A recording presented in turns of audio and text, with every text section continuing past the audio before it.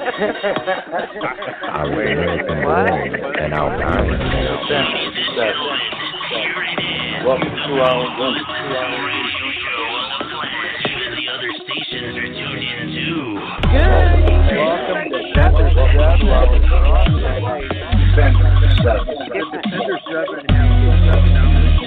and this ought to show it right here.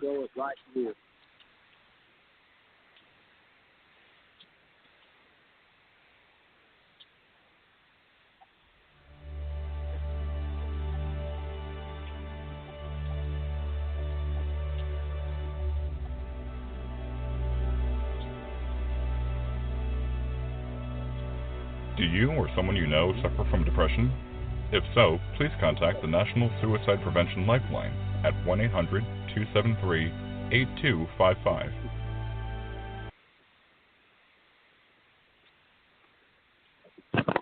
Good evening, everybody, and welcome to our Defenders VII Monday night broadcast with your host, Colonel Kimberly PURVIS, and I'm your co-host and Defenders VII General, Bobby Ormsby. Welcome. We're starting off with our first show tonight. We're going to be mixing it up a bit.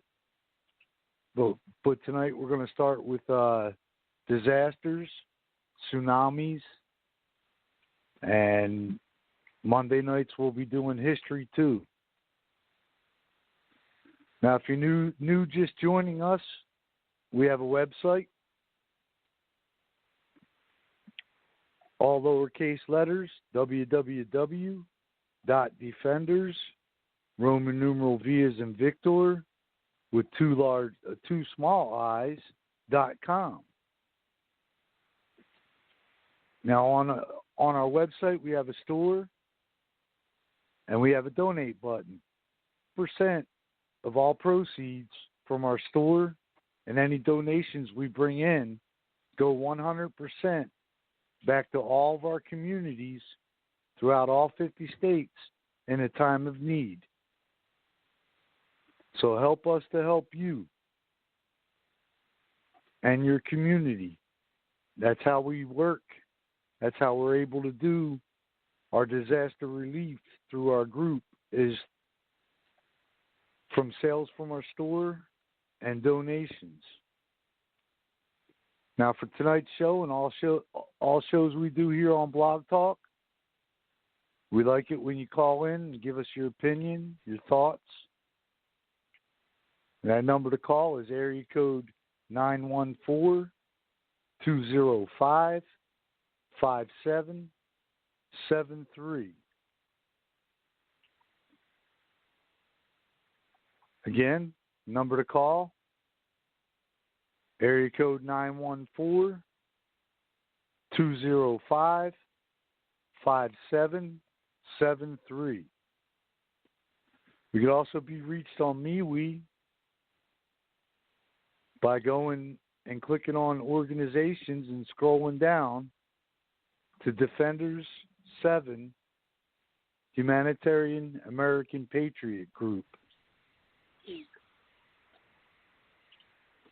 Or we could be reached on our national Facebook page by typing in the search box all capital letters, Defenders 7.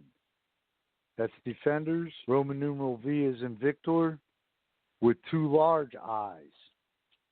Before you click on that button to join, just know we expect all of our members and our future members to participate throughout everything we do in our group. If you get in and you find it's not for you, you can always leave with no hard feelings. But help us to build a sector in each throughout all 50 states.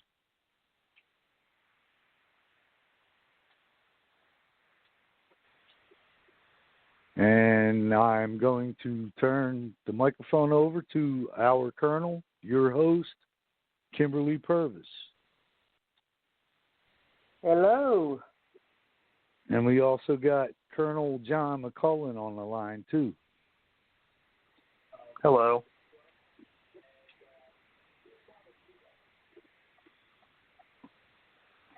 Good evening. How's everybody doing? Be doing fine if this rain would stop.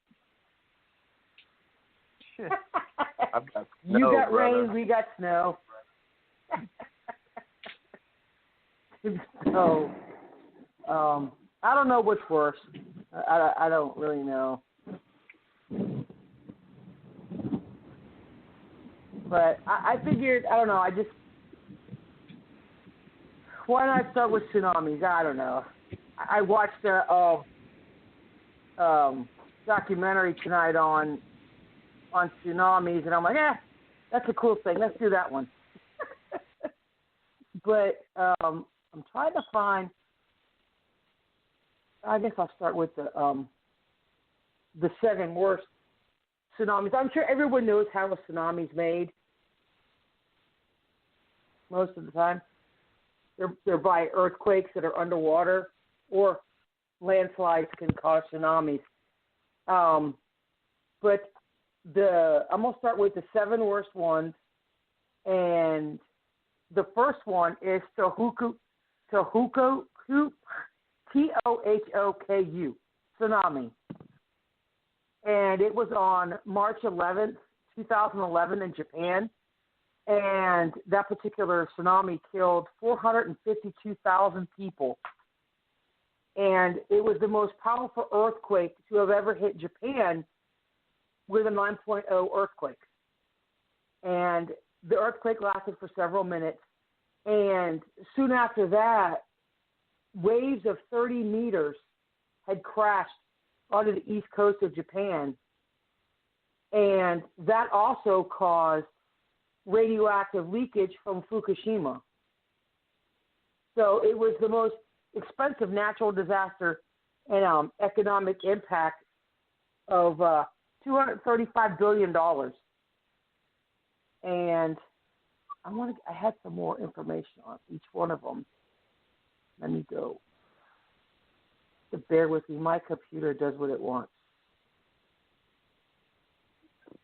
And Japan is known to have the most tsunamis worldwide.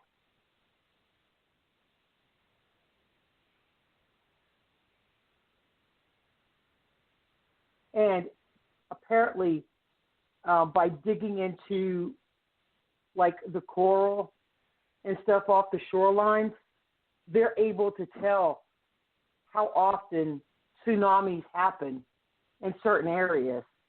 Okay. So the earthquake struck below the North Pacific Ocean, about 81 miles east of Sendai, the largest city in the Tohoku region, and the northern part of Honshu, of the island of Honshu. And what a tsunami stands for, it's Japanese for harbor waves. And it's a series of powerful waves by displacement of a large body of water. And most of the tsunamis that hit are triggered by underwater tectonic activity, which by volcanoes or earthquakes. And that particular tsunami had 132-foot high waves. That's massive. A tidal wave 132 feet high. And so more than 450,000 people died from it. And also homeless. I mean, it just completely, it crippled the infrastructure of the country. So, I mean, and there was a meltdown of 3 nuclear reactors. So I think that's the reason why so many people died, was because of the nuclear radiation, not because of the actual tsunami itself. Okay. Number 2, it always has to be these ones I can't pronounce. Messina tsunami, and that happened on December 26, 1908, and that was in Italy. and that killed around 70,000 people. And that one, there was an earthquake at 5:20 in the morning, and it was a 7.5 magnitude earthquake, and it sent 12-meter waves crashing into the shorelines. And it actually, tsunamis aren't just like constricted to one area. On one side of the world, a massive tsunami can actually impact all the way around to the other side of the world. So, and Hawaii gets hit with them all the time too, because of where they're at. You know, they're right there in the middle of the ocean, and they get hit by pretty bad ones. The number 3 tsunami was the Great Lisbon tsunami, and that one hit on November 1st, 1755 in Portugal, and that one destroyed, or the death toll was between 60 and 100,000 people, and it was hit by an 8.5 magnitude earthquake, and there was 3 waves actually, and it hit different towns for several minutes. So it went from Portugal and the southern part of Spain with 30-meter high waves. And it affected quite a few. And number 4 comes in at the Krakatoa tsunami, even though Krakatoa is a volcano. This one was August 27th in 1883 in Indonesia, and about 40,000 people were killed. So even though Krakatoa is a volcano, and it started with a volcanic eruption that killed about 3,000 people on the island of Sulawesi. Not long enough, the eruption and its fast-moving waves of hot gas and rock kept plunging into the sea. So as everything that comes out, all the lava and the rock, well, when it hits, it's just like throwing a rock into a pond.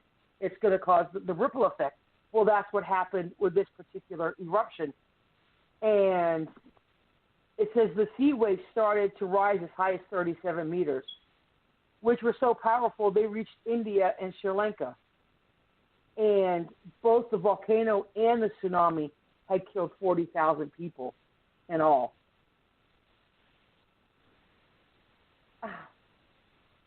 Hokkaido, Nankaido tsunami was at number 5, and that one was in 1707, and that one killed about 30,000 people.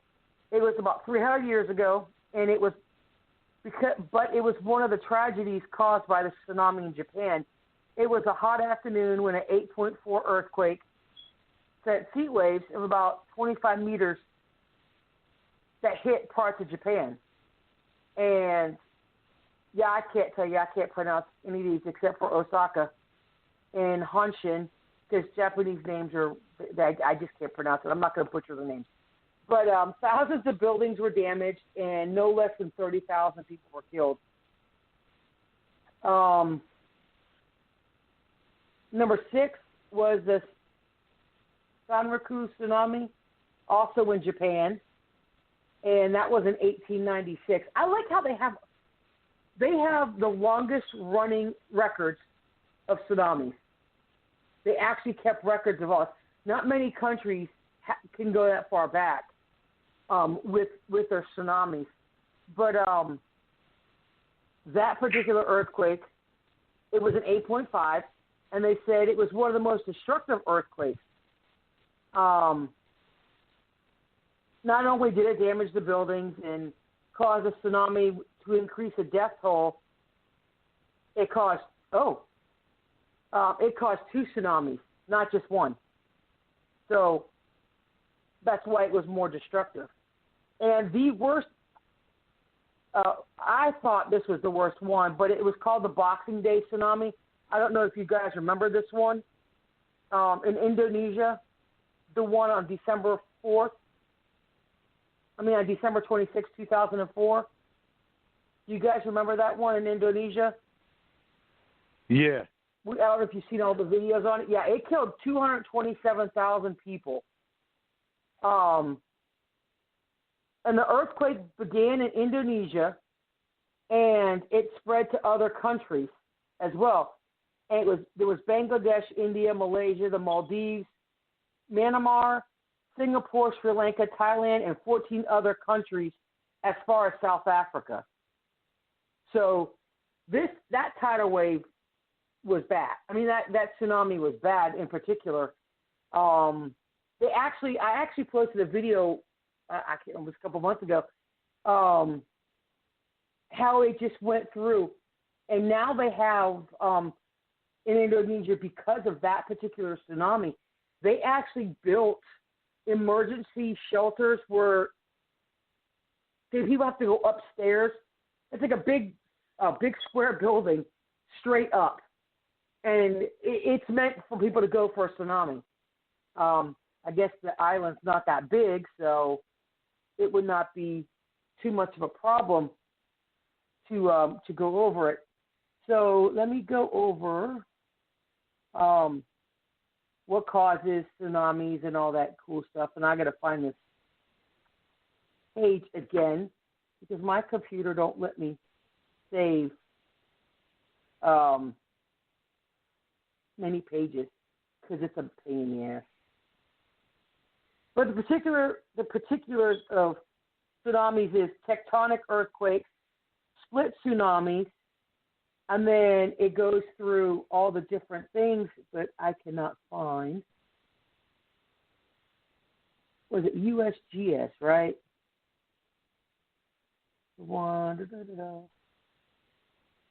You guys can talk amongst yourselves while I find this stupid thing. I lost my my page, unfortunately. Operator error. Sorry. I know. National Geographic. Just like Lorna. Yeah, I know.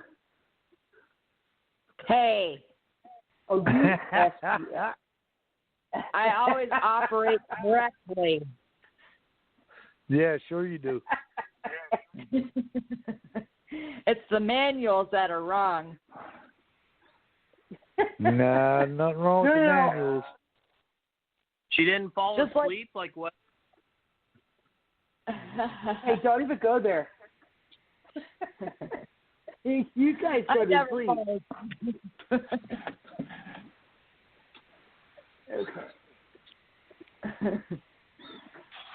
Okay, well, I can't find the exact page, so I'm going to use the USGS, and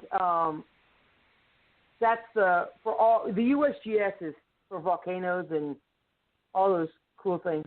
It's the weather. But I'm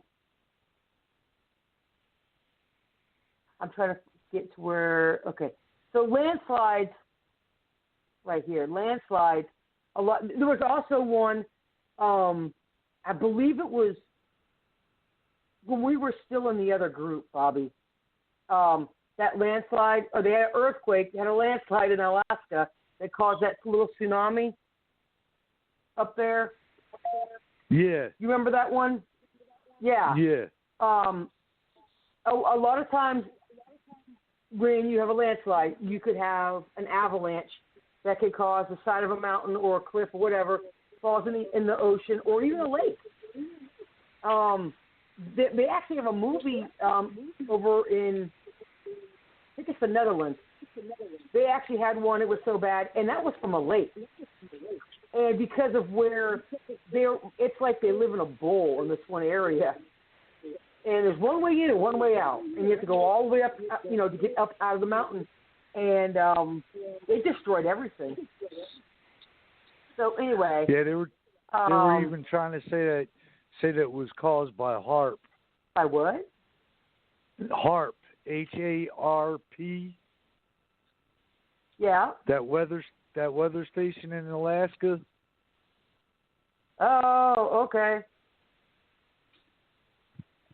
Okay.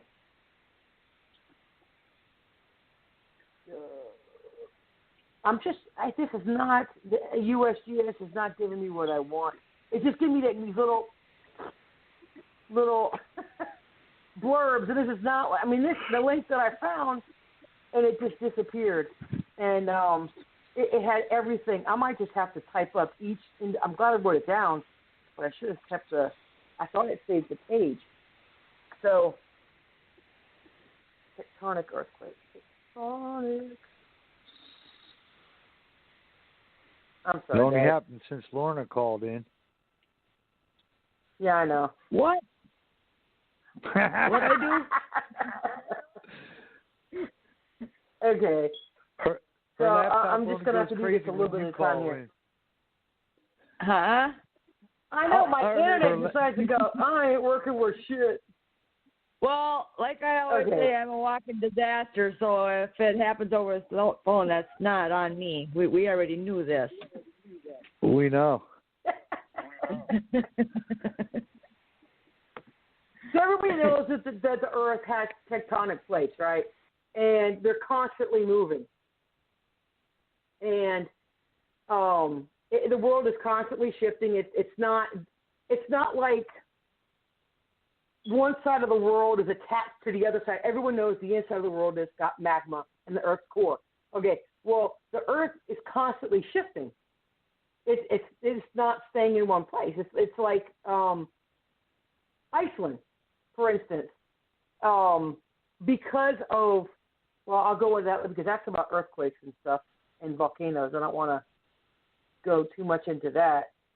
But so a tectonic earthquake occurs when the tectonic plates meet, and they're known as the boundary when two plates push into each other, and they form a convergent plate boundary.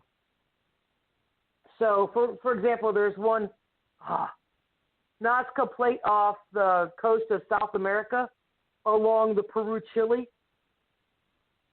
and it pushes into each other. And it's called the subduction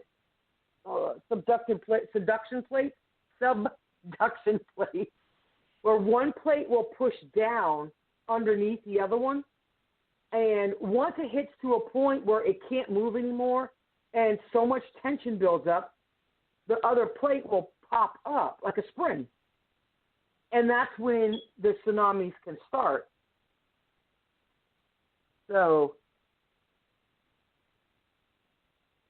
I'm trying to, come on. Yeah, the Britannica there it's not cooperating. Hopefully so I can get this one to work. I had to do this multiple times because my computer, I don't know if you guys have the same problem, it will just shut off. Okay, so tectonic earthquake, it's Lorna's fault. I just lost my internet. Everything just shut down. Again. I'm here to I kid help. you not. I'm getting ready to. You get. Hold on. I cannot believe this. Every time I open up, a page, it's like, I don't want to work. Okay, I'm gonna try this again. Tsunami. I don't know. Well, I can go back. I can hang up and see if that works. I'm just kidding. You don't have to do that. No, I have. It's just like it wants to be a pain in the ass. Let me see if I could get. I think this is the page. No, hold on. If it's a pain in the ass, then that's on Bobby. He's always a pain in the ass. Yes, Only because of you. Ah. Okay. I found it, and I gotta favorite this page before it disappears. Because if I don't, it's gonna disappear again. That's what happened to me last time. Okay, so let me kind of recap because there's a bunch of stuff. This is the National Geographic, and what I'll do is I will post this on our national page, and so people can, hey, cool, I want to read about it. So it's a series of ocean waves that send surges of water, sometimes reaching heights of over 100 feet, and the walls of water can cause widespread destruction. They can go as much as 1,000 miles in width from top to bottom or end to end, depending on the coast. Like of Chile, up that whole entire coast, they said it was 1,000 miles was one of the last bad ones that they had. So they're caused by large undersea earthquakes at tectonic plate boundaries. And when the ocean floor at a plate boundary rises or falls, all of a sudden, it displaces the water above it and it launches the rolling waves that becomes the tsunami. Most tsunamis, about 80% of them, happen within the Pacific Ocean's Ring of Fire. Do you guys know what the Ring of Fire is, by any chance? Isn't that like Johnny Cash or something? Not John. I knew you were going to just pass in there singing Ring of Fire. No, not that. It's actually what it is fire. I make fire. Hold on, let me get. It actually talks about. It actually mentions the Ring of Fire on here. I think. Well, piss off. No, I don't. But it's actually a ring of volcanoes. They're underwater. And that's why they call it the Ring of Fire, because of all the, and the tectonic plates are around there, and that's why they call it that. So, sorry.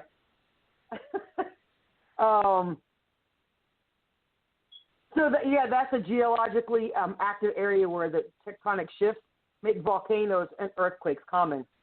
It's all along the coastline. Literally, you could go around from around all the continents, all the way around in one big massive circle. And they can also be caused by underwater landslides. I didn't even know that. And there is right now about 1,500 volcanoes worldwide. And a lot of them are all underwater. And some of them, they think there may be even more. But they just, some areas of the ocean that they can't get to. And because of all of the underwater volcanoes that go off, and when the lava comes out, the ocean water, of course, will cool it. And that's how, like, for example, how Hawaii was formed. What are the islands? Because of all the volcanic activity. And the same thing with Iceland. So they may even be launched, as they frequently were in Earth's ancient past, by impact of a large meteorite plunging into an ocean. But nobody was around to see it, so I like to know how they know it. So tsunamis can race across the sea up to 500 miles an hour. Jesus, that's fast. It's about as fast as a jet airplane. At that pace, it can cross the entire expanse of the Pacific Ocean in less than 1 day. And their long wavelengths mean they lose very little energy along the way. So you think about it, what happens is, what makes it go up is the depth of the ocean. And as the water gets sucked out and goes higher, and that's because of the different depths of the ocean. So in the deep, like out in the middle of the ocean, the waves are only a foot or two high. Ooh, that's a little ripple, okay? It's normal. But as they approach the shoreline, they enter shallower water and they slow down, and that's where they pick up the momentum and the height of however high they're going to be. The tops of the waves move faster than the bottom, and that's what causes them to rise. In Hawaii, there is I don't know which island it is on Hawaii, but there's a bay. And when you have a bay that has only 3 sides to it, when a tsunami hits, it becomes like a bathtub effect. The water will go side to side. And that's what actually happened there in, I think it was the 40s. And there was a school there on the island, and they actually got hit with 3 separate waves of this tsunami, and it killed everybody but one teacher. And it completely destroyed the whole school, everything on that one little island of where it had hit. Yeah, in areas like that, it's called a bathtub effect, and the waves will go back and forth. A tsunami's trough, the low point beneath the wave's crest, often reaches shore first. And when it does, it produces a vacuum effect that sucks the coastal water out like a tidal, like a wave, like any of your normal waves. It exposes the harbor and the sea floors. This is retreating of seawater is an important warning sign of a tsunami. Now, if you see, if you're on shore and all of the water decides to get sucked out, and I mean not like your normal high tide, low tide, I'm talking all the way out. That's a big warning that there's a tsunami coming, and it means run. It's an early warning sign of a tsunami because the waves crest and its enormous volume of water typically hit shore 5 minutes later. So if you can recognize, and that's why they have those, like we have the tornado sirens. California, I'm sure, has all the tsunami sirens and everything like that. They don't really get tsunamis on the East Coast, do they? Is it mainly on the West Coast? Do you guys know? Well, Bobby, would you know? I know nothing about them things. I don't get them. As far as I know, it's just the West Coast.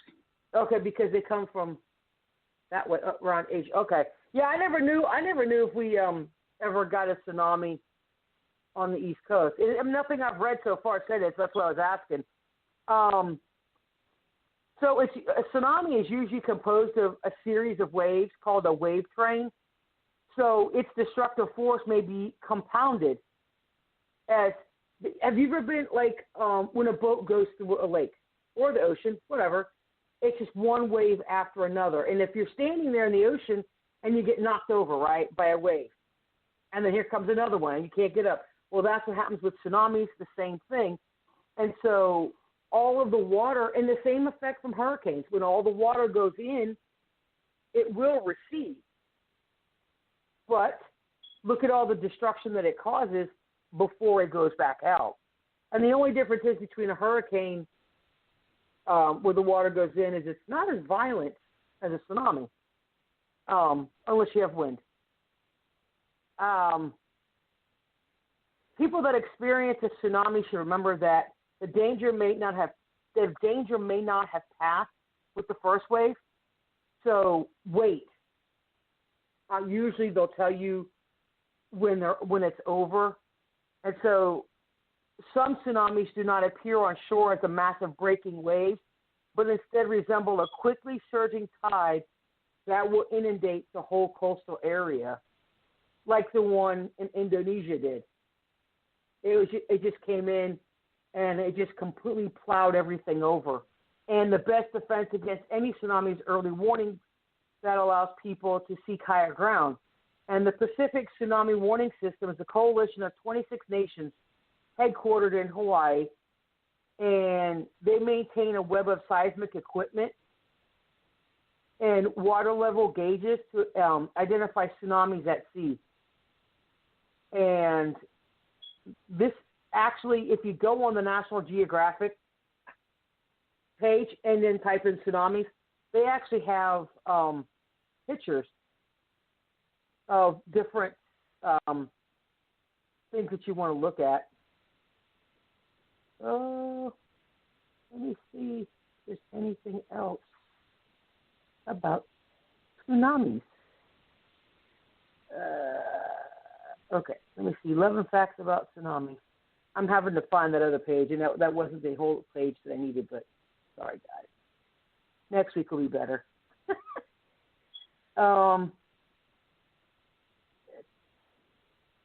Yeah, so the first, like I said, the first wave is not the strongest. It's the successive waves that get bigger and stronger. The states of the U.S. that are greater risk for tsunamis is Hawaii, Alaska, Washington, Oregon, and California. So I don't think they're saying that it could never happen on the East Coast, but the East Coast, I guess that's why they get the hurricanes and the other side gets tsunamis and monsoons. I think that's about it. I might have to do one of my other subjects because Hawaii is always at a greater risk for a tsunami. They get one per year, and a severe one every 7 years. And, this was it. The biggest tsunami that ever occurred in Hawaii happened in 1946 on the coast of Hilo Island and was hit with 30-foot waves at 500 miles an hour. And it was 3 waves. One would come in and it would destroy a little bit. The next one was a little bigger, and then the third one completely destroyed. I mean, it just destroyed everything on Hilo Island, and that's because of the bay of where it's like there's a little bay, Hilo Bay, and that's the way it hit. In 2004, the Indian Ocean tsunami was caused by an earthquake with an energy of 23,000 atomic bombs. That's the effect of it. If 23,000 atomic bombs would have hit. After the earthquake, the killer waves radiating from the epicenter slammed into up to the coastline of 11 countries. So, and that is about. Anybody have any questions or anything about tsunamis? Did you say what the difference is between a tsunami and a hurricane? Oh, no. Well, the difference between, like a hurricane is a storm. You could see that coming. So, and a hurricane goes from that's great. Yeah, a tropical depression, tropical storm, and then category 1 through 5. They were thinking about making a category 6 because of Andrew and Katrina, because of the winds. Once it hits, let me look. I think it's 185.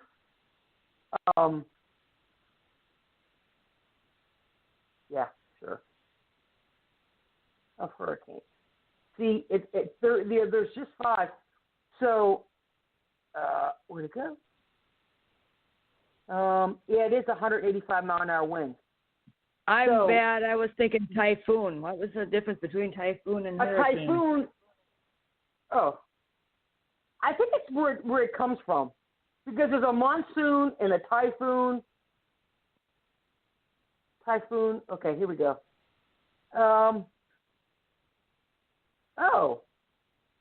typhoon is a mature tropical cyclone that develops between 180 degrees and 100 degrees east in the northern hemisphere, and the region is referred to as the Northwestern Pacific Basin, which is the most active tropical cyclone basin on the Earth, and that accounts for almost 1/3 of the world's annual tropical cyclones.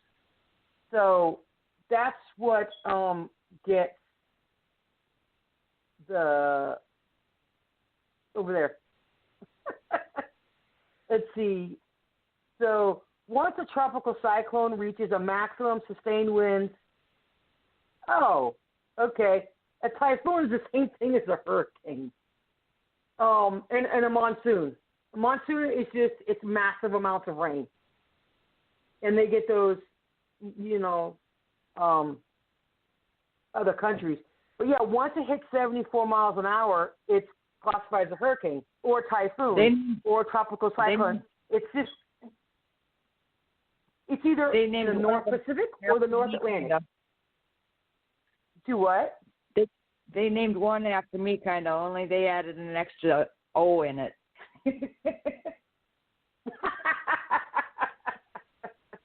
Yeah, I mean, that's the difference. Is do they happen in the North Atlantic or the Pacific? That's the only difference.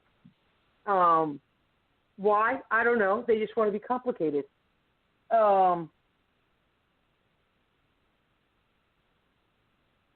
Okay, let me do this because I found this and I guess I didn't save it. I love how they spell tsunami. In America. Okay. Wow. So the tsunamis in the United States, since 1737, there have been 72 tsunamis that hit America. So, and it has, let's see, Yeah, it says in 2015, this has to be it. No, this may not be. The landslide in the United States in Icy Bay, Alaska. There was no death, but it was 193 meters tall, which I hate converting meters into feet. That just drives me nuts. 2013, hit the Northwest Atlantic Ocean. One hit there. I'm going to get the biggest one. In 1994, it hit, is it Skagway, Alaska? And that was caused by a landslide. And there's quite a bit of damage. And I'll post this page because it's got all the big tsunamis that hit America. So there was one in 1964. It was caused by an earthquake. And it hit by Prince William Sound by a 9.2 earthquake. And the tsunami damaged 5 other countries as well. And then in 1960, an earthquake in Chile hit a 9.5, which I think, does it not only go to 10.0 on earthquakes? You guys know? I mean, I've watched enough earthquake movies. I should know this. No clue. I'm still waiting for the massive one of the San Andreas faults to go off. In all seriousness, if the San Andreas faults were ever earthquake, they said, now I mean I'm talking to affect the whole entire fault line. Half of all of Southern California would fall off into the ocean. But yes, there's this page that has all of the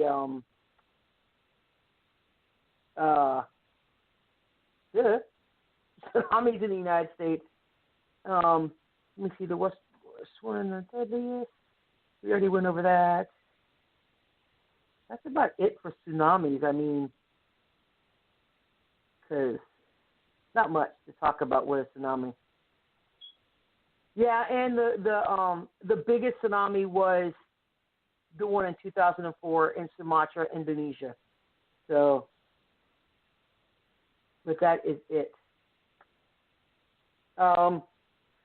You guys want to go over, go ahead and start volcanoes? Might as well. Do you? Sure. Uh-huh. Sure. Okay. Well, it kind of goes with some of the other stuff that I've learned. And the best thing is, if you ever want to look for anything, go on YouTube, believe it or not. And you can type up whatever. You can put natural disasters. They have all of the tsunamis, hurricanes, earthquakes, floods, everything. And the History Channel has a lot of them. And right now I'm on the, it's called How the Earth Was Made. And I think there's 25 videos. And it just goes through the different things. And that's what got me started on this. I'm like, wow, this is some cool stuff, because I really didn't care about it when I was in school. And it talks about how that volcanoes, especially volcanoes and earthquakes, can affect the Earth's weather all around, even from one region. So, yeah, we'll go to volcanoes because I already have everything saved for that, and I was going to go over, and I figured I could not get tsunamis into 2 hours unless we had a bunch of people call and tell me, if you've ever been to. Has anyone ever been through a tsunami? No, I've only been through a monsoon and a typhoon. It was hurricanes. I've been through I've been through blizzards, hurricanes, a tornado. And a small earthquake. Woo! It was like a 1.4. I think you could get fart bubbles bigger in a bathtub than that was. But yeah, I've never been in. I've actually, and the cool thing is, if you go to Arizona to Flagstaff, On the way going to the Grand Canyon from Flagstaff, as you go up, there are 5 volcanoes that you can climb. It's called. I went on one part. It was called a Fat Man's Loop. And I'm sorry, but if you're a fat man, you are not climbing this volcano. But it's pretty cool. And then there's Sunset Crater, which actually has dried lava formations from when it erupted. And it's cool because if you look, you could drive almost all the way to the very top, except for the last 100 yards or so. They block it off, and the road and there's campgrounds there. And so I actually went up there and I tactically secured and relocated some lava rock, and it's pretty cool. But there's about 1,500 potentially active volcanoes worldwide, aside from the continuous belts of volcanoes on the ocean floor, like the Mid-Atlantic Ridge. About 500 of those 1,500 volcanoes have erupted in historical times. So some of these volcanoes that we have, like those in Flagstaff, they haven't erupted in ages. So they could become dormant, and they're pretty to look at. But, they could be very deadly. So most of those are located along the Pacific Rim, which is known as the Ring of Fire. In the United States, volcanoes in the Cascade Range and Alaska are part of the ring because of where it comes out. So I will try and get the Ring of Fire, and I'll post it because it is – actually, I'll just post all these websites.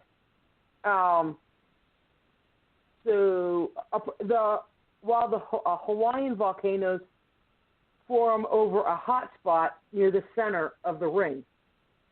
And of course, because Hawaii is right in the middle of the Ring of Fire. So this, I'm on the USGS webpage. You can get all this information. So I was going to look up. I did look up the worst volcanoes because there's, like I said, there's 1,500 of them, but okay, here we go. Sorry, it's just taking its sweet time. So the world's most strongest volcano at number 10 is Mauna Loa in Hawaii, and I believe that's the one. It's the largest volcano on Earth in terms of volume and covered area, and one of 5 volcanoes that form the island of Hawaii. It is an active volcano, and I believe that's the one that was erupting for days upon days last year. Do you guys remember? I remember one erupting, but I don't know where over there, but I don't remember which. I don't know if it was the one on Mauna Loa. But yeah, but there was one that erupted like 5 straight days, but see, that's how Hawaii was made, an underwater volcano, and it just kept going and building, and that's how a lot of these coastlines or land masses are getting bigger, like Iceland. Like I said, go on YouTube, and I think National Geographic did the one, and there's one for Iceland, and all these. Watch that video about Iceland, and it talks about how it's getting bigger, and it's moving. It's moved like 200 feet a year. The whole continent, the whole country moved. It's moved, and it's also raising up. And all the specialized equipment they use, and it is pretty cool. But Mauna Loa volcano is the largest in terms of volume. It can spit out as much as it can. It's an active volcano, and the volume estimated at approximately 18,000 cubic miles. But its peak is lower than the other 4. They said it's been erupting for at least 700,000 years. So Taal volcano in the Philippines at number 9. It's a complex volcano on the island of Luzon in the Philippines, and it consists of an island. This is the one that's in an island, in a lake, within a caldera, within, it's that little island in the middle of a lake in the middle of a volcano. That's this one right here. And it's pretty funny if you see it on Google Maps, that you could see it. And it's located about 31 miles from the capital of Manila, and it's one of the active volcanoes in the Philippines, and that's part of the Ring of Fire. The volcano has erupted violently several times, causing loss of life in the area surrounding the lake, and the death toll right now is about 6,000 the last time it erupted. And the thing about, I'll keep going because I'll explain about the volcanoes after what happens. The one in New Guinea, Ulawan, Papua New Guinea, is number 8. And the first recorded eruption there was in 1700. And there have been 22 recorded eruptions since the 1700s. So that's not really that active as much as a lot of other ones. An eruption in 1980 ejected ash 60,000 feet high and made pyroclastic flows, which swept all flanks of the volcano and devastated an area of 20 square kilometers. And the most serious volcanic hazard, the pyroclastic clouds. I'm sure you guys have seen a lot of volcano movies. It's a big plume of gray smoke and ash. When all of that ash settles, and this is the biggest problem with the Philippines and a lot of those other countries, they have whole cities that are buried under all of that ash, because once it gets wet, it makes sludge, and then it turns into concrete. And that's why it only takes like 1 millimeter or 2 millimeters of ash on top of a roof. It can collapse that roof. It's not like snow. I don't live up north. Lorna, do you know how much snow it takes before it collapses a roof? Or how much on top of a roof? It depends on the structure. True, yeah, and the slope of the roof, which is why you don't have flat rooftops in northern states or anywhere it snows a lot. Unlike Florida, we got flat rooftops. We have some brainiacs. We have some brainiacs around here that have flat. We have some brainiacs around here that have flat roofs. I mean, everyone knows you can't have a flat roof with snow. Well, with the volcano, like I said, it doesn't take much. And once it rains, or some people will let's take a hose, and we'll just, no, you can't do that. You can't, because, and also, if you are around anywhere near a volcano when it erupts and the pyroclastic cloud goes up, you have to cover your mouth with one of those really good respirators. Not these little piss-ass masks that make us wear, these surgical ones, because that ain't going to do crap. So the best thing you could do, if you're stuck at one, you don't have a respirator, one of those really good respirators, take a shirt and, fold it up, just keep folding it and cover your mouth and nose, because with the moisture in your lungs, it will solidify and you'll die that way. And you'll actually suffocate from it. The last time it erupted was in 2010. So, and because of the jet stream, the volcanic ash can go from wherever it's at and spread. So, Mount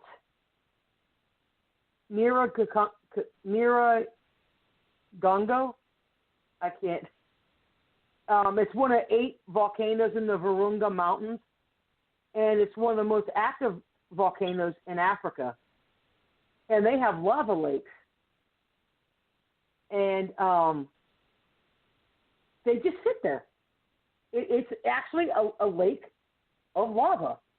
but it doesn't come spewing out because it's far enough down in the volcano that you don't have to worry about it.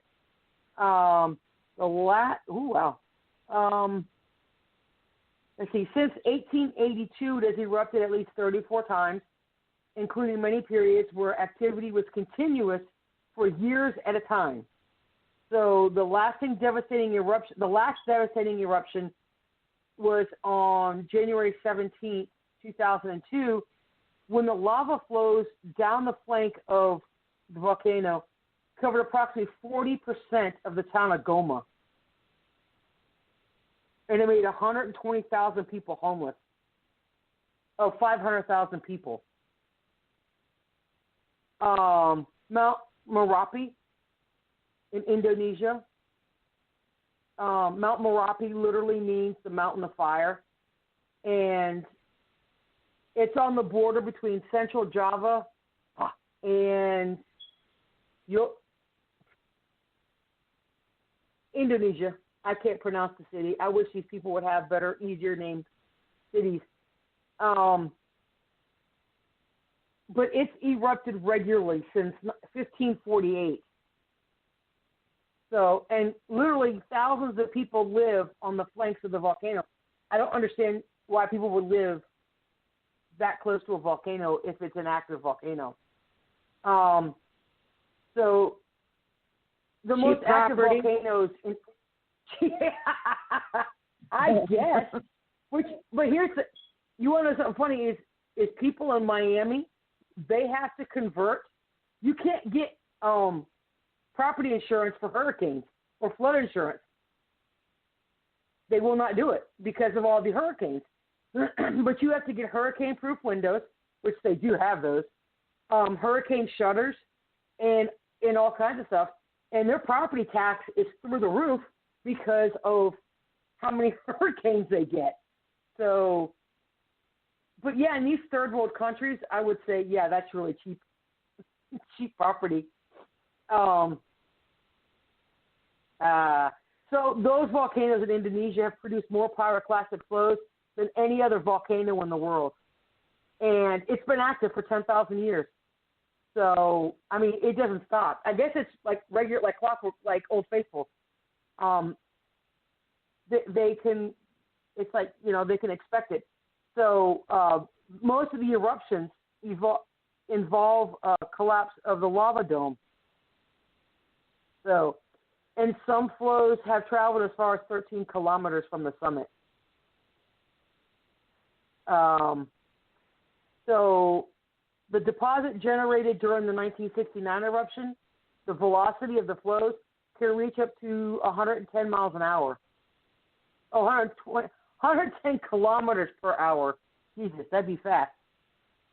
Most of the time, a magma flow, you can walk faster than a magma flow because it's really slow. And, I can outwalk it, I hope. But we don't live near a volcano, so I don't have to worry about it. Colombia is at number 5, and it has been an active volcano for at least 100 million years, and it's in southern Colombia, close to the border with Ecuador. And its summit rises 4,276 meters above sea level. And it has erupted frequently since the Spanish conquest, with its first historical eruption that was recorded on December 7th, 1580. So Galeras is the most active volcano in Colombia. So it became active again in 1988 after only 10 years of dormancy. So just because it's dormant don't mean squat. So it's like what they say with earthquakes. Oh, they're expecting the big one. We're expecting a big one. I mean, it's the same thing with volcanoes. For most of them that are dormant, you can't really tell, but some of them will always go off all the time.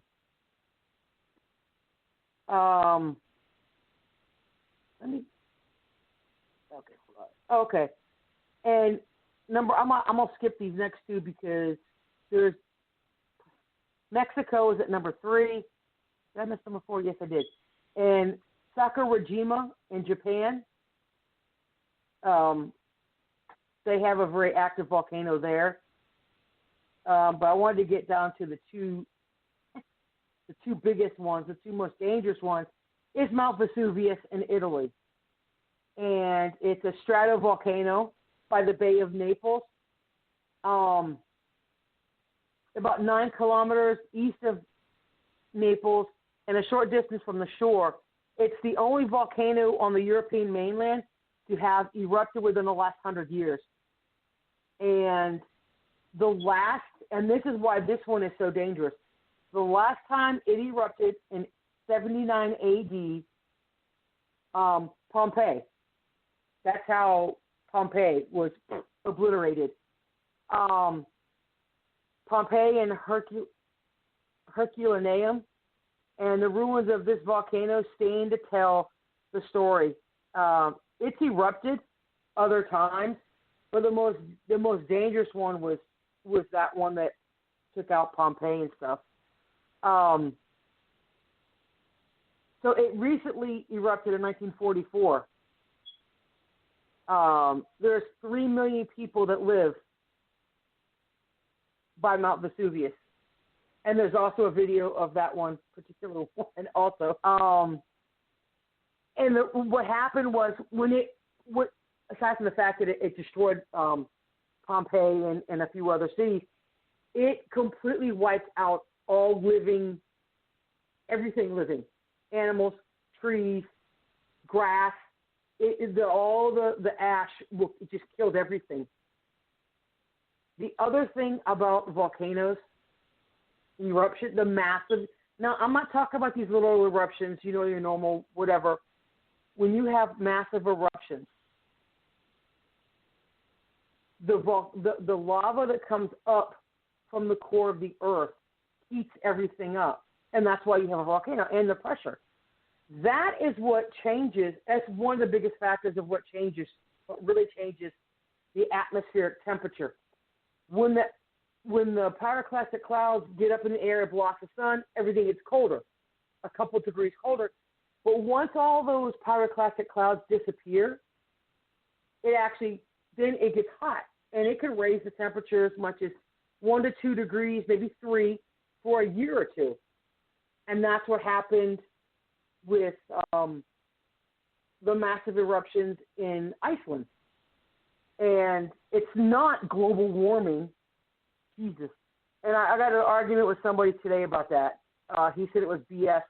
And I looked up the website. Just type it up. Volcanic eruptions do affect the atmosphere. And coming in at number 1, Yellowstone caldera. Yellowstone is actually not a volcano. It's a caldera. And it's actually a supervolcano. It's why they call it so dangerous.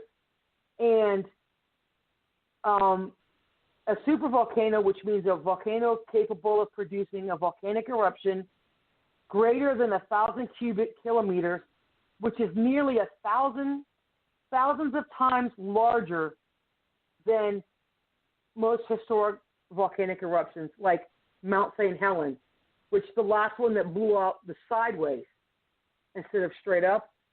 Mount St. Helens actually blew out the side of the volcano because it actually rotted on the inside and caused it to erupt that way. And it was also bigger than Mount Vesuvius. So if Yellowstone, a caldera is like a lake, but it's underground, of course. And the amount of lava or whatever's in there, they said that go look up the movie Supervolcano. It's of Yellowstone, and it talks about what would happen. And if Yellowstone ever erupted as a supervolcano, it would spread, the pyroclastic clouds would spread all the way from Yellowstone and cut across, I believe it said it would even go farther than Kansas. I think it was Kansas, Kentucky, kind of over Indiana. It would definitely cover you're in Wisconsin, right? Florida? Yes. Yes. I know. What else could you get? Pretty much, if Yellowstone ever erupts, it pretty much wipes out 3/4 of the United States. Would be in a nuclear, what they call a nuclear winter. It would suck. Pretty much, I think once you hit the Great Lakes to the East Coast would be okay, because the closer you get to the volcano where the epicenter, more ash is going to be.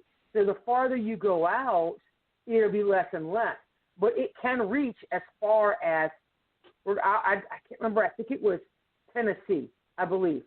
So everything all over there, and it wouldn't be as bad as right up next to it. Let me see. So they're saying it's already 40,000 years overdue for Yellowstone to erupt. So it's been, they said every 600,000 years. It's been 640,000 years. Wow. Yeah. So, and like I was saying, an eruption 1,000 times larger than Mount St. Helens. It would literally be like an atomic bomb going off. You know, not the mushroom cloud, but the, Bobby, I don't know if you could explain this better, like an atomic bomb, when it hits and it detonates and how much force it has from the impact, how far out it would go. Could you explain how an atomic bomb just say? And Stephanie and the kids over there in South Carolina. Do you think we can go? Yeah, one of these days. What is it, the force of the, like I said, an atomic bomb, like the ones that hit Japan? Kilotons. What is it? Kilotons. Yeah, okay. Yeah. But that's what Yellowstone will be like. Yeah. Phil. Yeah. It's Dr. Phil. What a surprise.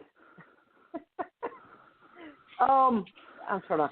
I lost my place here. So the eruption. Happy birthday, brother. Whose birthday is it? Hey, here with me too, my son. It was his birthday yesterday. Valentine's Day. Yours over the weekend. Yeah, mine was last week on Sunday, and his was this week on Sunday, Valentine's. He just turned 10. Yep.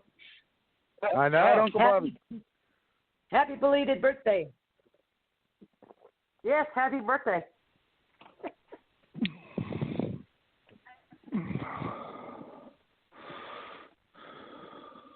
So, wanted to answer your question. That last eruption of Yellowstone, it blew away mountains and unearthed vast oceans of lava, spewed hundreds of miles of debris into the atmosphere, and it buried half of the United States with deadly ash. Oh, wow. That's from the last one, and it's overdue. So they're not saying it's a matter of if, it's a matter of when. And they get between 1,000 and between 1,000 and 2,000 measurable earthquakes a year. See, and if you ask, and this is why they tell you this, oh, no, it doesn't have that many earthquakes. Oh, yes, it does. It has them daily sometimes. And I'm trying to find out what it is before. So when the venting, I'm trying to think of what it's called before you get harmonic tremors. When they start getting harmonic tremors, that's when expecting that to blow. Because that's one of the forerunners of an eruption is the harmonic tremors. But, yeah, they said if Yellowstone goes, well, pack it up and leave if you can. Or stay inside. That's about all I can say about that.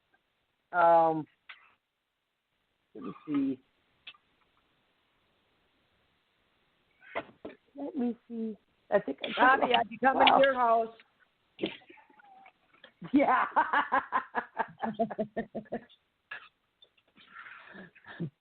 Yeah, so the largest super volcano is Yellowstone. That it's the largest one. And the thing, and it goes by VEI 1 to 8. And that was a VEI 8 the last time it erupted. And the thing about Yellowstone is where the caldera is, there's hot spots. And they can't figure out why it's moving. It's not moving. The landmass is moving. America's moving. And over so many, I guess, hundreds of thousands of years, it's moved where it's had little eruptions. Well, the thing is, the one little channel that's underneath the caldera is a little lava flow that goes right to the center of the earth. And it's slowly chipping away at all the rock and everything else. And it's only a matter of time before it pops its top. Let me go see if it's open or not. So, let's see.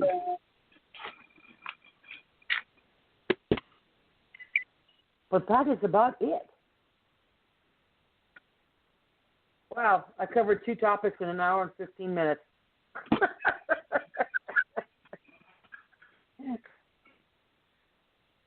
You guys have any questions about volcanoes or tsunamis or anything else? Yeah, you even kept Lorna awake. I know. What do you mean? At least she stayed awake last week, unlike 2 people we know of that, you know. Well, Yeah. I was awake. Oh, okay. Tell that to I don't the know judge. whether.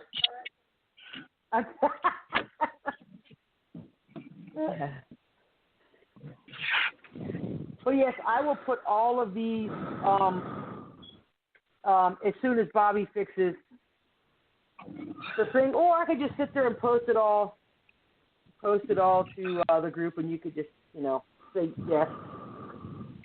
But I'll post all these websites, and you, like I say, it's better when you go and get from reputable sites. You can get better fish, like the USGS, National Geographic, anything that's not gov is usually your better, more reputable site. I just got word from a friend of mine that if anybody cares, Parlor is up and running again. Woohoo! Is it really? That's what I was just told. Do you have to restart your account? Do you have to restart? Let's see. I have no idea. Hold on. Let me see. Hold on. It still says networking error. I might just unsubscribe it and then redo it, because somebody said that they just had to redo their password and they got in. Oh, okay. I'll just redo the whole thing. Screw it. I just started mine when they decided to go all stupid and you know, kick everybody off for being major booty holes. You know. So, unless you guys want to talk about something else, because we do have the rest of the show, I'm going to save all these pages and add them to the group. Oh, crap.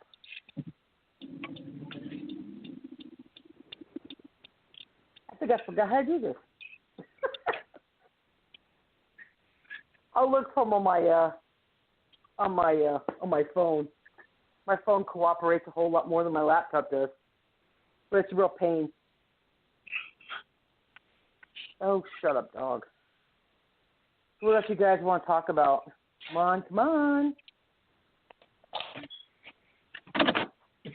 leave me hanging. I wonder how far Yellowstone is from my house.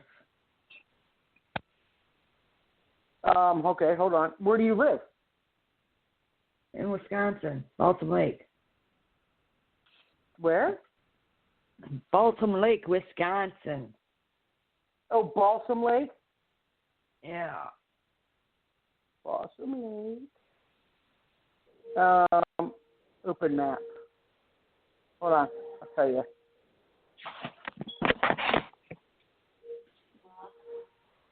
Come on. You know, we could just go to GPS. That would make life so much easier. Good Lord. Hold on. I'm trying to think of how far.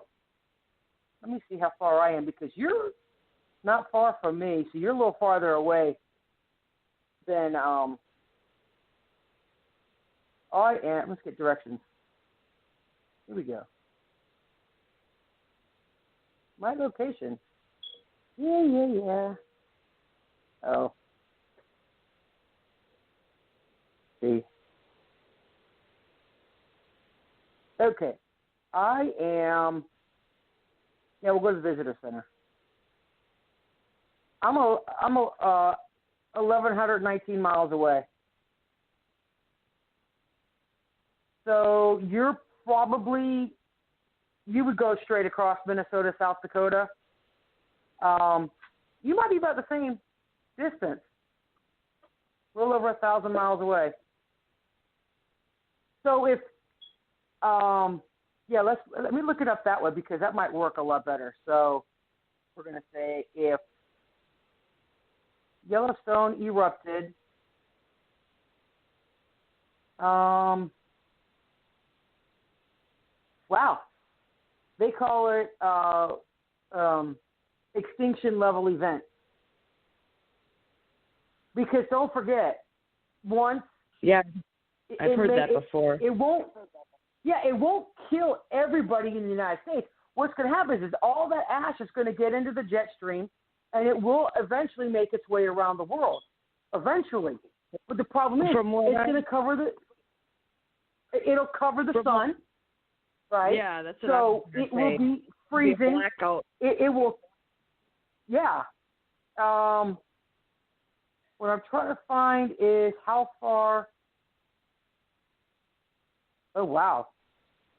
Okay. So the ash bed would literally cover all the way. It would cover Wisconsin. Oh, nice. And it would go. It will touch Kentucky and Tennessee. So, and it will go up into parts of Canada, and it will cover. Yeah. So it's about 3/4 of the United States, almost, if Yellowstone erupted. Or when. But now, I mean, it can have a small eruption, but I highly doubt it. They're saying if Yellowstone goes up, it will be because of all the small earthquakes. And see, it says first would come a swarm of increasingly intense earthquakes, a sign that the magma was rushing towards the surface. And the pressure would build like a champagne bottle on the cork. And that's what would happen. But I'm trying to think of, it says it wouldn't be restricted to the local environment. Yellowstone's plume of ash and lava and volcanic gases would reach a height of 15 miles or higher. So the ash would go across and all the volcanic acid, the methane gas would kill all birds, wildlife, even people. And it says the ash would darken the skies and blanket the ground from coast to coast, with up to 3 feet of ashfall in the northern Rockies and a few inches over most of the Midwest. And it'll be black snow is what it'll look like. Yeah. Yeah, so heavy ash would collapse the roof, contaminate water supplies, power lines would be down. you can't drive because it'll clog all your intake manifolds, all of it. You're stuck where you're at. God forbid if you're in a plane when it goes.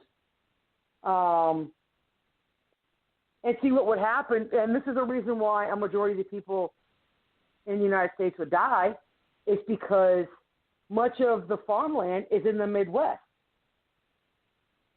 So it's called a volcanic winter, not a nuclear winter. It's called a volcanic winter. It could drop temperatures as much as 18 degrees. So whatever it would normally be, drop it 18 degrees. So right now we're -8 without wind. So and it could do that for and to just add another 18 to that, or lower another 18, and it could do that for at least 10 years.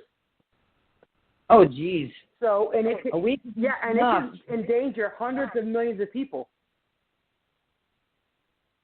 And that they said that it would be the first truly continental scale disaster. But see, like, if you think about it, earthquakes affect a certain area. Now, if the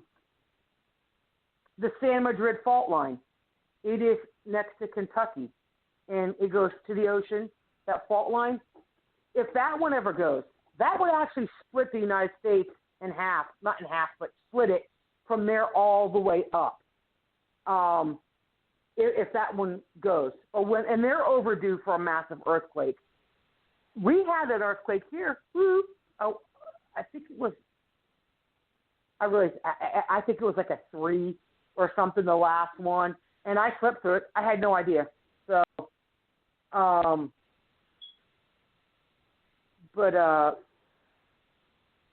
wow. If you want to put a dollar amount on the cost of an eruption from Yellowstone, FEMA estimated the total damage to the United States from a Yellowstone supervolcano at $3 trillion, some 16% of the country's GDP. It would be over $3 trillion. We wouldn't recover from it, though. That's just it. If Mount Vesuvius goes, it would wipe out that whole area again.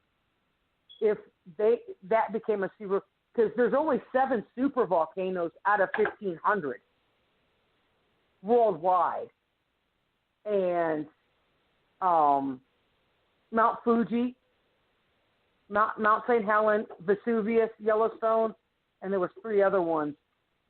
So it's pretty. I'll post this to the group too. Anything else?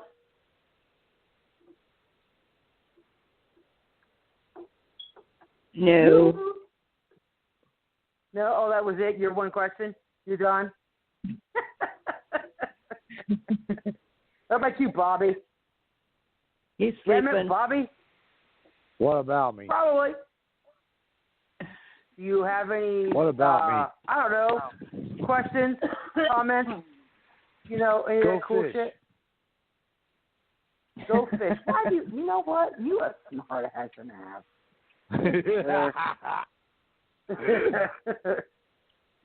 But there. Hold on. I just posted that Yellowstone. If it'll let me post. Okay. Yeah, I just posted it to whatever. You gotta change that because that's getting irritating. But yeah, you do need.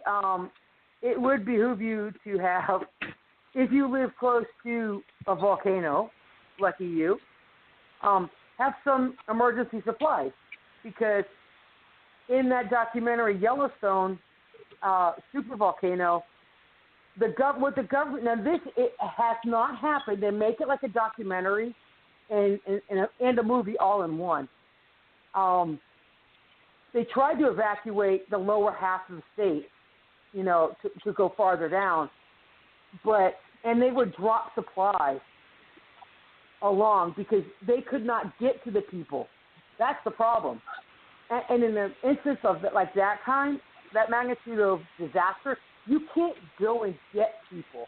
So they would drop supplies and people would have to walk out. And they would leave supplies for people. But it's really interesting. I've learned quite a bit about all the different natural disasters and unnatural disasters, I should say, on YouTube. I don't have the History Channel, so I go on there and I just type in Orders for the Play, and I've watched, and it will do certain videos about certain countries. They even have dams that were from floods. The Three Gorges Dam in China, I believe that's where it's at. They even showed that when there was all the rains, and that's their problem. What they have over there in Asia and all those countries is all the amounts of rainfall that they get. So they run into other issues that we don't run into. I mean, we have flooding here, but over there, I would just leave. Just leave the country. It's like the people that live in Louisiana and the whole Gulf Coast area. Do you want to stay where there's always natural disasters like that, like hurricanes and floods?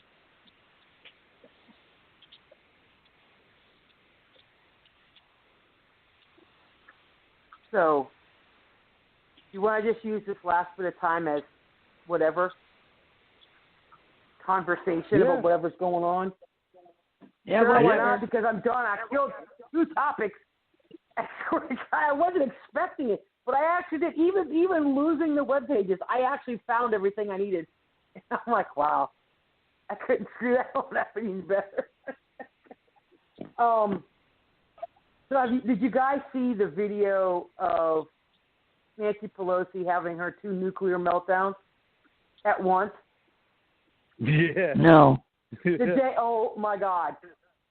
She had a meltdown right after the acquittal.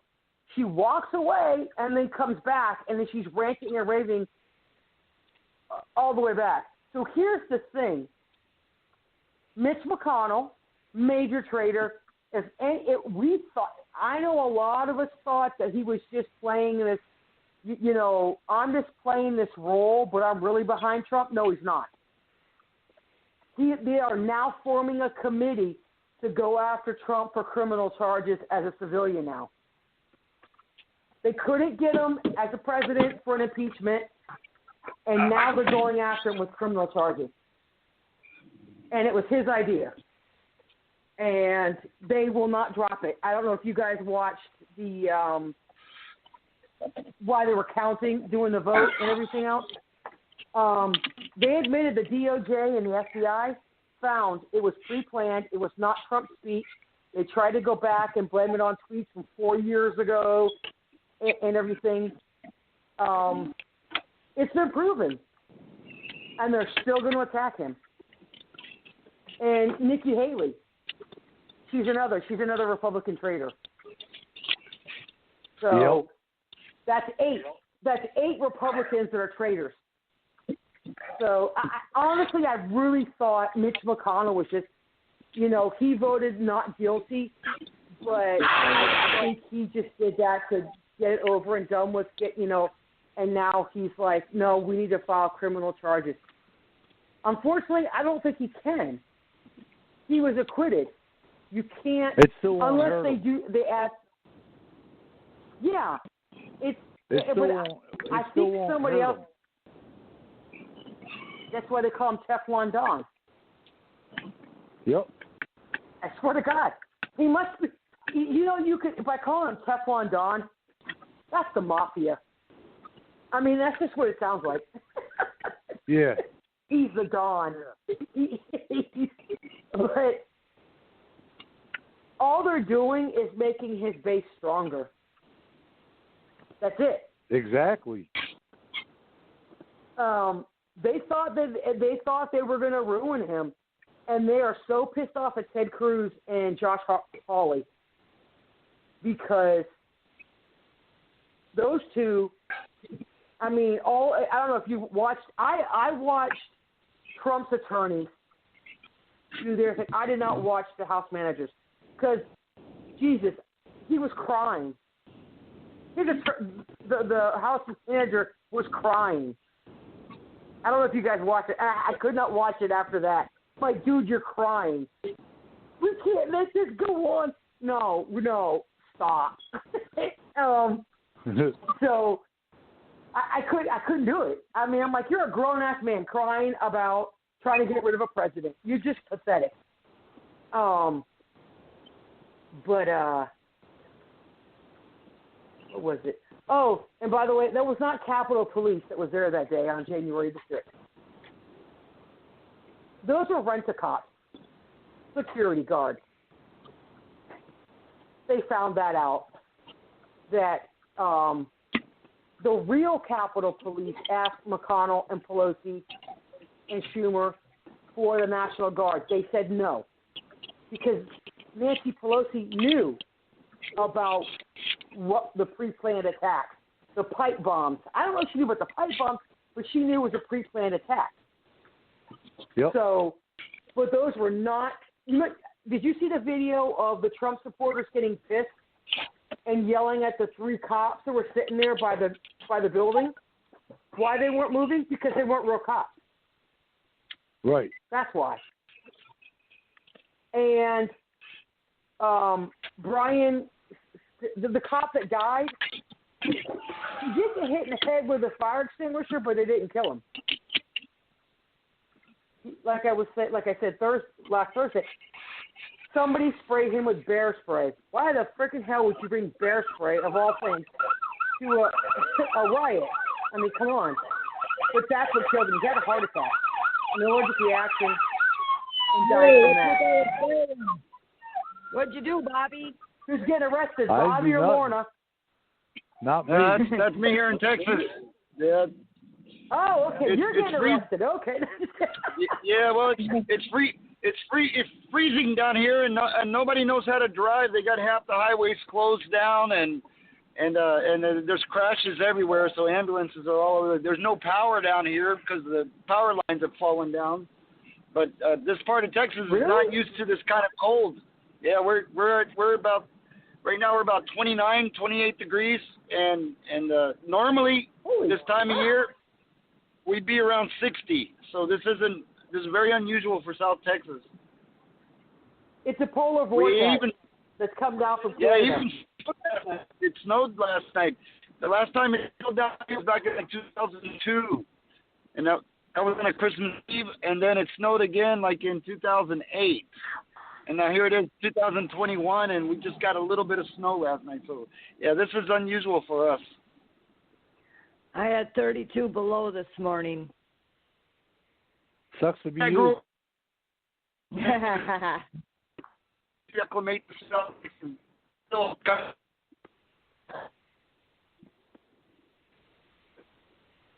Yeah, yours is a whopping 28 or whatever you said in the 20s. It's -8 right now in Kansas.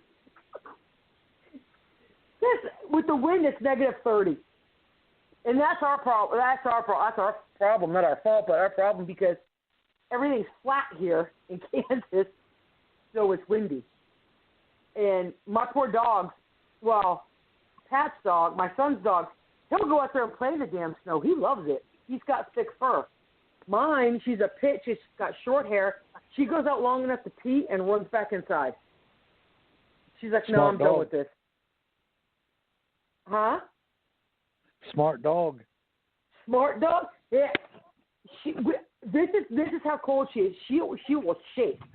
And I put a dog sweater on her, and then I went and got her one of those. It looks like what someone else would wear, with the fur on the inside and the, It's a Sherpa vest, and it has a little hat. She looks like a little Eskimo, and she goes outside with 2 jackets. His dog could go outside with none.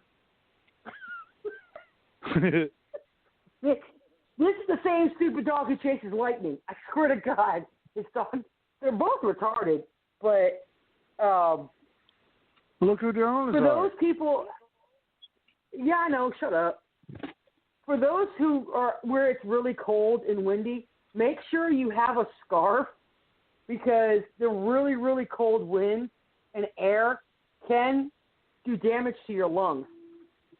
So make sure you dress properly and you don't get hypothermia. And it doesn't take long. The colder the temps are. I've had that I've had that lung freeze experience before living here. That's not fun. No, it's not.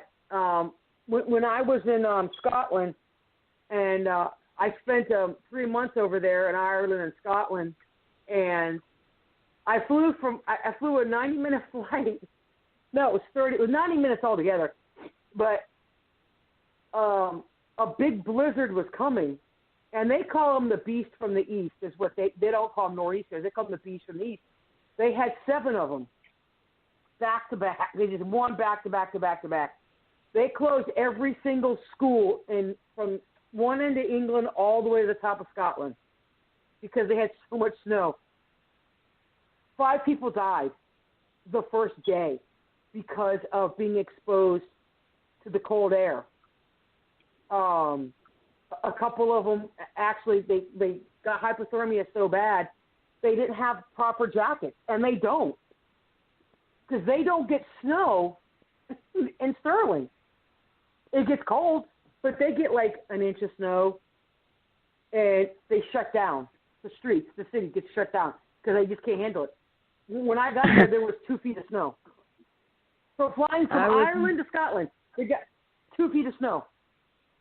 I was in the hot tub the other morning or the other night. I don't remember which time of day it was. And my eyelashes got wet and they froze shut. I hate that. Duh. And you'll know because, like your nose, the moisture in your nose, if you go outside and you don't cover your nose will freeze. And you got frozen nose hair or boogers or whatever. Yeah. That's why you also, here's the other thing. Just because it's cold, you can also get dehydrated from the cold. Because sometimes you'll sweat, and then you'll have to end up taking your jacket off. Jesus, dog. That's right. Let my dogs outside, and they're attacking me. Go outside and romp around in the snow. Yeah, it's cold. Snow weighs about 1.25 pounds per inch, or it's about 20 pounds per square foot. Well, cubic foot. So you guys were asking about the weight of snow earlier on collapsing roofs and stuff like that. So if you got a foot of snow, every cubic foot, it's about 20 pounds. It depends on if it's a wet snow or a dry snow, though. I've shoveled snow out here where it actually turned blue because it was so heavy. Yeah, because we had that, I call it the big old fat snow, wet snow. The warmer the temperature is, the heavier the snow will be. The colder it is, the more fluffy. The wetter it is, the wetter the snow is, the heavier it is. Yep. Oh, true. Oh, true. Precious, come on. Yeah, because I noticed that they're like, oh, it's too warm to snow. What? Hey, did I miss when you guys were talking about the volcanoes? Did you talk about Mount St. Helens and how there's still ash up in the atmosphere from that? Is there really? I mean, I talked about it some, but I didn't know that. Yeah, and the problem with the ash cloud is it blocks the ozone. So you got these ultraviolet. It gets colder. Yep. So pretty interesting stuff you guys are talking about. But that's the thing. People say that climate change is because of factories, and that does factor in factories, the emissions, and all that. But volcanoes, the big, massive eruptions affects the ozone layer and the atmosphere more than man. And John Kerry? Yeah, John Kerry, Frankenstein. So we could go back to the 1900s technology and still not stop climate change at all.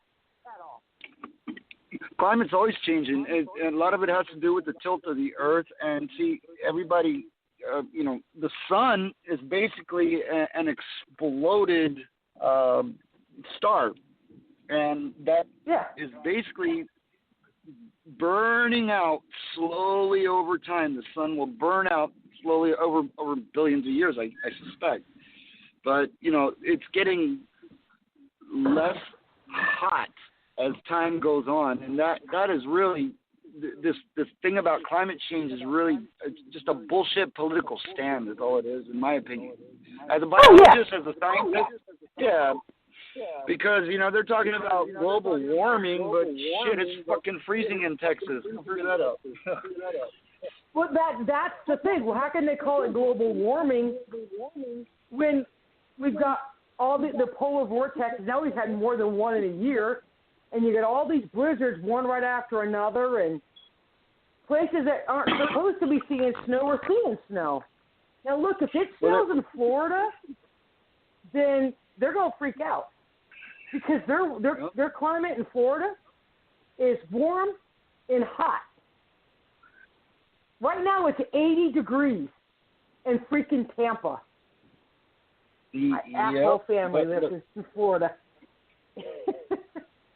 Yeah, but Pensacola would be a little different. I bet it's pretty cold in Pensacola. It just depends on what part of Florida. It's all about latitude. True. And latitude is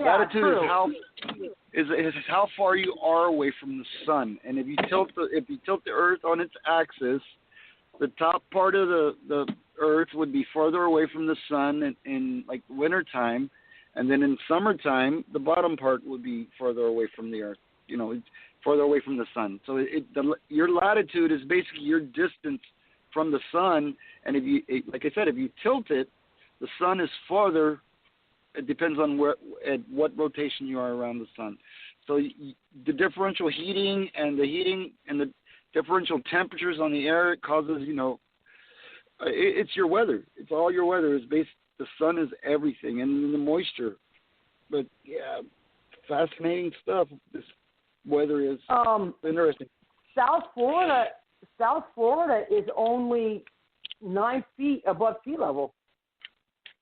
Well, I'm 10 feet here in Brownsville, Texas. We're 10 feet above sea level. If you dig a hole 10 foot really? deep you dig a hole 10 foot deep to put a pipe, you hit water. I want to put up a big old parking lot pole or light pole in the parking lot, and you have to dig a 10-foot pier just to hold that haul light up. You hit water, you have to suck all that stuff out. But yeah, we're 10 foot above sea level right here in Brownsville. Oh. But it's all about latitude, and we're about the same latitude as, I want to say, maybe Orlando, Florida, more or less. Maybe Tampa. Yeah, and that's why they flood so much with all the hurricanes. Because they're so far, it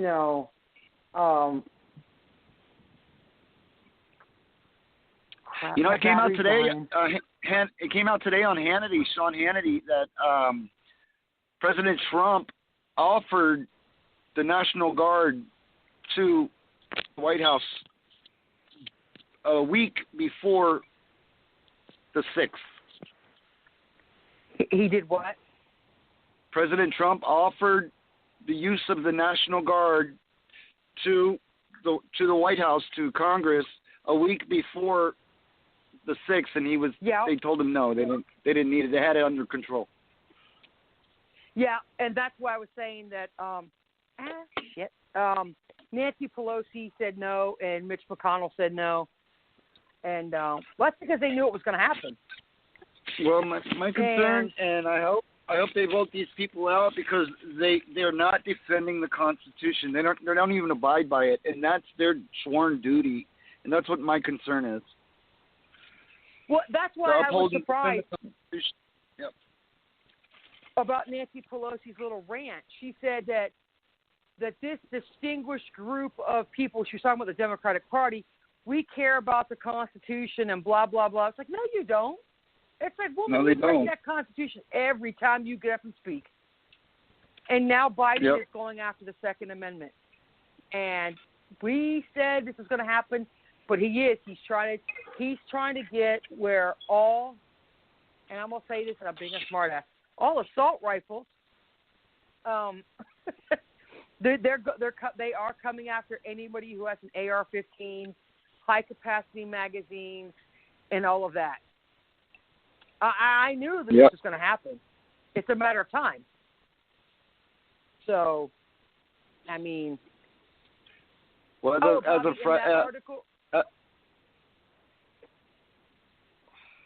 As of Friday, I working here. I live on the border of Mexico and the United States in Brownsville. We're on the very southern tip. You know, the tip of Texas kind of looks like a boot. That very southern tip on the Gulf of Mexico and on the border of Mexico. As of Friday, he's letting 25,000 illegals come into our country, and I take care of these children in these shelters that are unaccompanied immigrant refugee minors, and I'm expecting, oh my God, I'm expecting about 1,000, 2,000 kids to be here on Friday. It's going to be crazy, and our taxpayer money is paying for these kids. The kids get better. They get equivalent insurance to Medicaid, but they also get dental and vision. They get education. They get taught English, and if they don't have a family member or a person in the United States, they find them a sponsor, like a foster home. And I'm just like fascinated by where's all this money coming from for these children. I mean, they got better insurance than my own children do. Yep. They said they weren't. Now, I don't understand this. They're saying that we can't fly to Europe or any other place, you know, certain countries, but they're not testing those children that come over, or any of them, for that matter, for COVID. Yeah, we test. We do. They get COVID. When those kids get into my shelters, every single one of them get tested twice. They get tested on day 1, and they get tested about day 13. Oh, okay. But those are just my kids. Now, I don't know about the adults in those detention facilities, and I don't know about, you know, the kids that are with their parents. They keep them together, but the kids I have are unaccompanied minors. They're not with anyone. They're by themselves. So how are they coming here? Oh, they just, you know, they get on these trains and they get these cartels, and then they hop, you know, there's a pipeline. They feed them up here. And then the funny thing is, you know, the U.S. sends these countries money to take care of this problem with, you know, the immigration, but the countries, they're corrupt. That money goes into these politicians' pockets, and these people are having miserable lives. I give you some examples. The cartel ran this train that the kids, they called the Beast. And the kids would get on this train, and the train would bring them through the different countries, and eventually they would get to the United States. The cartels would rape the girls. I had a 10-year-old female pregnant because she had been raped. I also had heard stories about them throwing a child off the train just to see what the kid looked like when it got run over. So the problem is with the cartels. Those are the ones running these pipelines, and they're making the families pay.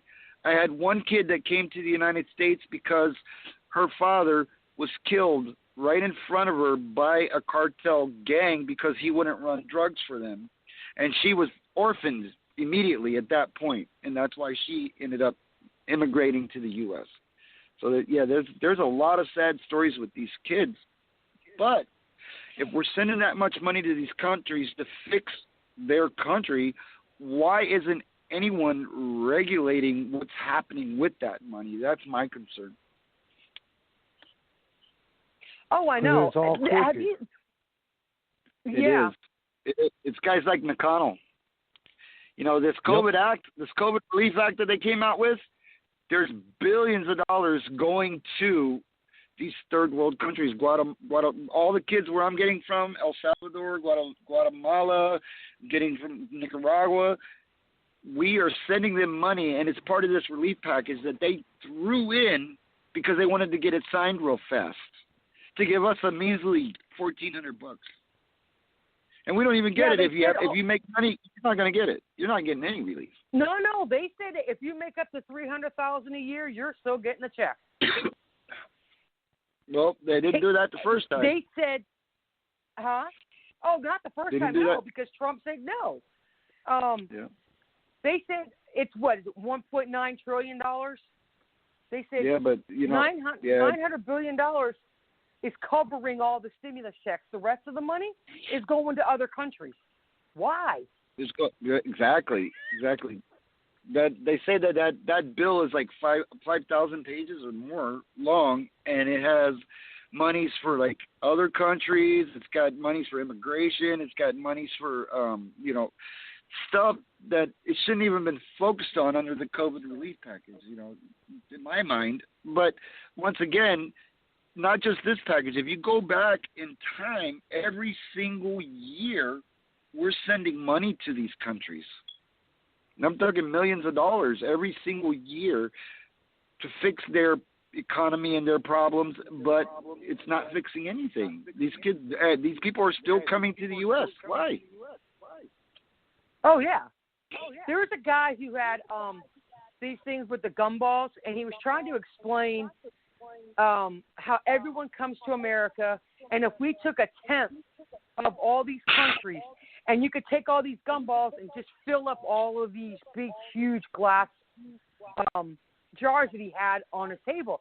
He said the problem is, instead of having everybody come here, send people to those countries on how to improve their situation, doing wells, teaching them how to do, to fix their living situation, because you can't bring everybody to America.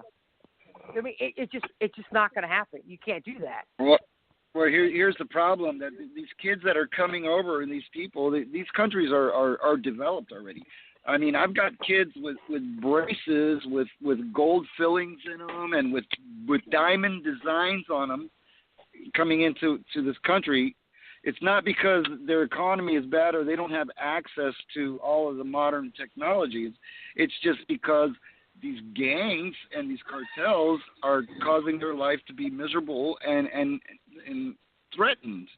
I think that's the main problem. They have all the modern stuff. Trust me. They have everything you can imagine. The wells and, running water, sewer, plumbing, dental, kids with good medical coverage and everything. But they just don't, they fear for their life. They fear for their life. Yeah. I mean, countries like Africa and those, not all countries, not every place in Africa is bad, because there's a lot of them that got up to date, everything, But our humanitarian groups do more for other countries than what our government does, because their government keeps, like you said, they keep the money, and their people don't get it, and that's the problem. And it takes all the Doctors Without Borders who go to other countries and and take care of these kids and do surgeries and whatnot.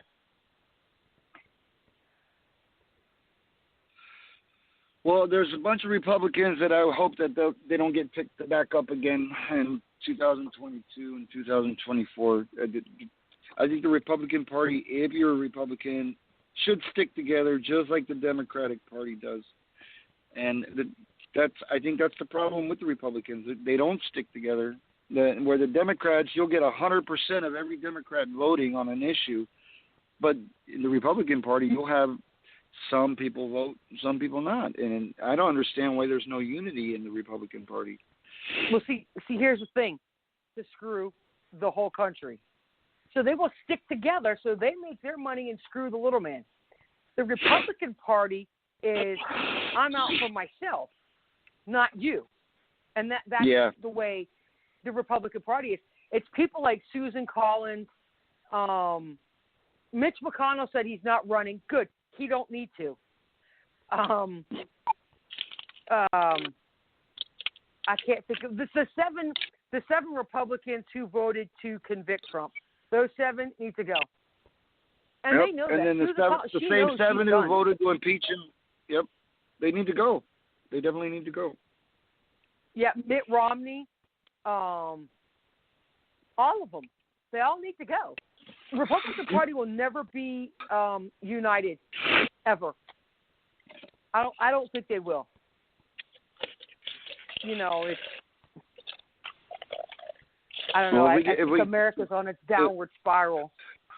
Well, if we could get those who represent us to express our views, that would be great. Mm-hmm. But these guys don't. They're expressing their own pocketbooks. That's all they're doing. Yeah. You know, you have every state has an RNC, and those RNC presidents or whatever need to get these guys to do our bidding as Republicans. But I'm not a Republican. I think I'm more of a moderate in the sense that I will vote for who I think is the best person. For example, I voted mostly Republican this time, but our local sheriff was a fucking crook, and so I voted for a Democratic sheriff, somebody I knew too. But I voted for the person, not the party. Yeah. I did that in the 2016 election in Tennessee. We actually had a Democrat. She wanted to do more for veterans, and she actually did what she said she was going to do. I did not vote for the Republican. All right, we got a minute left. He was a crook. Ooh, go ahead, Bobby. That's all right. We got 1 minute left, and I'd just like to say thanks for joining us. Everybody have a good night. God bless America, and God bless the Defenders 7. Good night, everybody. Good night. Good night. Night.